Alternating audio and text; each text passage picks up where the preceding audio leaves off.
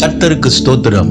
இந்த நாளுக்கான தேவ வார்த்தை சங்கீத புஸ்தகம் 122 அதிகாரம் 7வது வசனம். உன் அலங்கத்திற்குள்ளே சமாதானமும் உன் அரண்மனைக்குள்ளே சுகமும் இருப்பதாக.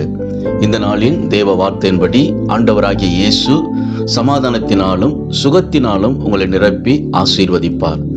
எருசலேம் பட்டணம் அலங்கத்தால் சூழப்பட்ட பட்டணம். அதனால் அந்த பட்டணம் பாதுகாப்பாக இருந்தது.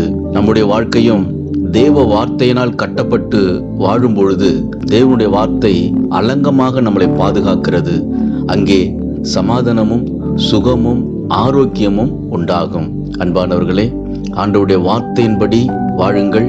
சமாதானத்தையும் ஆரோக்கியத்தையும் பெற்று நலமுடன் வாழும்படி கர்த்தர் கிருபை செய்வார். விசுவாசியுங்கள், மகிழ்ந்து களி கூறுங்கள். இயேசு உங்களை ஆசீர்வதிக்கிறார். ஆமென்.